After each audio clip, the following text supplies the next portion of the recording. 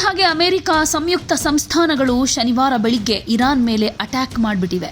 ಎರಡೂ ದೇಶಗಳು ಜಂಟಿಯಾಗಿ ಭಾರೀ ಸಂಯುಕ್ತ ಸೇನಾ ದಾಳಿಯನ್ನ ಮಾಡಿರುವುದರಿಂದ ಮಧ್ಯಪ್ರಾಚ್ಯದಲ್ಲಿ ತೀವ್ರ ಉದ್ವಿಗ್ನತೆ ಎದುರಾಗಿದೆ. ಇಸ್ರೇಲ್ ಈ ದಾಳಿಯನ್ನ ಪೂರ್ವ ಸಿದ್ಧತಾ ದಾಳಿ ಅಂತ ಕರೆದಿದ್ದು ಇರಾನ್ ಭವಿಷ್ಯವನ್ನ ಹಾಳು ಮಾಡೋ ಉದ್ದೇಶ ಅಂತ ಹೇಳಿಕೊಂಡಿದೆ. ಇದರ ಮಧ್ಯೆ ಭಾರತೀಯರಿಗೆ ಭಾರತೀಯ ರಾಯಭಾರ ಕಚೇರಿ ಒಂದು ಪ್ರಮುಖ ಮೆಸೇಜ್ ಅನ್ನ ಪಾಸ್ ಮಾಡಿದೆ.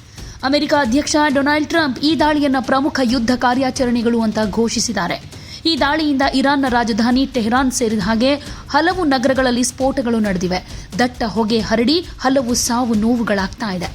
ಇಸ್ರೇಲ್ ಹಾಗೆ ಅಮೆರಿಕ ಜಂಟಿಯಾಗಿ ನಡೆಸಿರೋ ಈ ದಾಳಿಯಲ್ಲಿ ಟೆಹರಾನ್ನಲ್ಲಿರೋ ಇರಾನ್ ಅಧ್ಯಕ್ಷರ ಭವನ, ಗುಪ್ತಚರ ಸಂಸ್ಥೆಯ ಪ್ರಧಾನ ಕಚೇರಿ, ಇತರ ಸರ್ಕಾರಿ ಕಟ್ಟಡಗಳನ್ನು ಗುರಿ ಮಾಡಿಕೊಂಡಿದೆ ಅಂತ ವರದಿಗಳಾಗ್ತಾ ಇವೆ. ಟೆಹರಾನ್ನ ಕೇಂದ್ರ ಭಾಗದಲ್ಲಿ ಸ್ಫೋಟಗಳು ನಡೆದಿವೆ. ಇರಾನ್ನ ಸರ್ವೋಚ್ಚ ನ್ಯಾಯಕ ಅಯತೊಲ್ಲಾ ಅಲಿ ಖಮೇನಿ ಮನೆ ಬಳಿ ಕೂಡ ಸ್ಫೋಟ ಆಗಿದ್ದು ಅವರು ಸುರಕ್ಷಿತ ಸ್ಥಳಕ್ಕೆ ಶಿಫ್ಟ್ ಆಗಿದ್ದಾರೆ. ಇಸ್ರೇಲ್ ಈ ದಾಳಿಯನ್ನ ಇರಾನ್ನ ಪರಮಾಣು ಕಾರ್ಯಕ್ರಮ ಮತ್ತು ಬ್ಯಾಲಿಸ್ಟಿಕ್ ಮಿಸೈಲ್ ಬೆದರಿಕೆಗಳನ್ನು ತೊಡೆಯೋ ಉದ್ದೇಶ ಅಂತ ಹೇಳಿಕೊಂಡಿದೆ. ಅಮೆರಿಕ ಸೇನೆಯ ವಿಮಾನಗಳು ಮತ್ತು ನೌಕಾಪಡೆಗಳ ಮೂಲಕ ದಾಳಿಯಲ್ಲಿ ಭಾಗಿಯಾಗಿದೆ ಅಂತಾನೂ ಅಧಿಕಾರಿಗಳು ದೃಢಪಡಿಸಿದ್ದಾರೆ. ಇರಾನ್ನಲ್ಲಿ ವಾಸ ಮಾಡಿರೋ ಭಾರತೀಯ ನಾಗರಿಕರಿಗೆ ಭಾರತೀಯ ರಾಯಭಾರ ಕಚೇರಿ ತುರ್ತು ಸಲಹೆಯನ್ನ ಕೊಟ್ಟಿದೆ. ಎಲ್ಲ ಭಾರತೀಯರು ಅತ್ಯಂತ ಜಾಗರೂಕರಾಗಿರಬೇಕು, ಅನಗತ್ಯ ಪ್ರವಾಸಗಳನ್ನು ಕೈಬಿಡಬೇಕು, ಸಾಧ್ಯವಾದಷ್ಟು ಮನೆಯ ಒಳಗೇನೆ ಇರಬೇಕು ಅಂತ ಒತ್ತಾಯಿಸಿದೆ. ಸುದ್ದಿಗಳನ್ನು ಸೂಕ್ಷ್ಮವಾಗಿ ಗಮನಿಸಿ ರಾಯಭಾರ ಕಚೇರಿಯಿಂದ ಮುಂದಿನ ಸೂಚನೆಗಾಗಿ ಕಾಯಬೇಕು ಅಂತ ಹೇಳಿದೆ.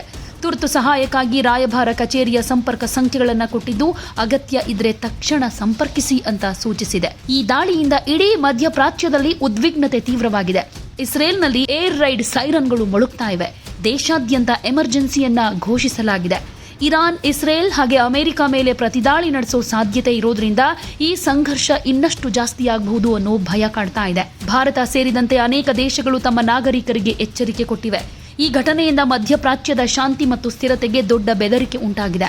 ಇರಾನ್ನ ಪರಮಾಣು ಕಾರ್ಯಕ್ರಮ ಮತ್ತು ಇಸ್ರೇಲ್-ಇರಾನ್ ಸಂಘರ್ಷದ ಹಿನ್ನೆಲೆಯಲ್ಲಿ ಈ ದಾಳಿ ನಡೆದಿದ್ದು ಮುಂದಿನ ದಿನಗಳಲ್ಲಿ ಪರಿಸ್ಥಿತಿ ಇನ್ನಷ್ಟು ತೀವ್ರವಾಗಬಹುದು. ಭಾರತೀಯರು ಇರಾನ್ನಲ್ಲಿದ್ರೆ ರಾಯಭಾರ ಕಚೇರಿಯ ಸಲಹೆಗಳನ್ನು ಕಟ್ಟುನಿಟ್ಟಾಗಿ ಪಾಲಿಸಲೇಬೇಕು. ಇರಾನ್ ಅಧಿಕಾರಿಗಳು ಈ ದಾಳಿಗೆ ಈಗಾಗಲೇ ತೀಕ್ಷ್ಣ ಪ್ರತಿಕ್ರಿಯೆಗಳನ್ನು ಕೊಡ್ತೀವಿ ಅಂತ ಹೇಳಿದ್ದಾರೆ. ದೊಡ್ಡ ಪ್ರತೀಕಾರದ ಕ್ರಮಗಳನ್ನು ತೆಗೆದುಕೊಳ್ಳೋದಾಗಿ ಎಚ್ಚರಿಕೆ ಕೊಟ್ಟಿದ್ದಾರೆ. ಟೆಹರಾನ್ನಲ್ಲಿ ವಾಯು ರಕ್ಷಣಾ ಸೈರನ್ಗಳು ಪ್ರತಿಧ್ವನಿಸ್ತಾ ಇವೆ. ದೇಶಾದ್ಯಂತ ಎಚ್ಚರಿಕೆ ಘೋಷಿಸಲಾಗಿದೆ. ಇರಾನ್ ಈ ದಾಳಿಯನ್ನ ಯುದ್ಧ ಘೋಷಣೆ ಅಂತ ಕರೆದಿದ್ದು ಇಸ್ರೇಲ್ ಹಾಗೆ ಅಮೆರಿಕಕ್ಕೆ ತೀವ್ರ ಪ್ರತಿಕ್ರಿಯೆ ಕೊಡೋದಾಗಿ ಎಚ್ಚರಿಸಿದೆ. ಒಟ್ನಲ್ಲಿ ಅಲ್ಲಿರುವಂತಹ ಭಾರತೀಯರಿಗೆ ಆತಂಕ ಎದುರಾಗಿದೆ. ಹೀಗಾಗಿ ಭಾರತೀಯ ರಾಯಭಾರ ಕಚೇರಿ ಒಂದಷ್ಟು ಸೂಚನೆ ಸಲಹೆಗಳನ್ನ ತಿಳಿಸಿದೆ. Strength or sophistication. My administration has taken every possible step to minimize the risk to U.S. personnel in the region. Even so, and I do not make this statement lightly, the Iranian regime seeks to kill. The lives of courageous American heroes may be lost and we may have casualties. That often happens in war. But we're doing this not for now. We're doing this for the future. And it is a noble mission.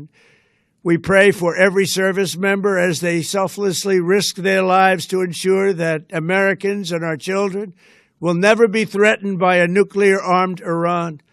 We ask God to protect all of our heroes in harm's way, and we trust that, with His help, the men and women of the armed forces will prevail. We have the greatest in the world, and they will prevail.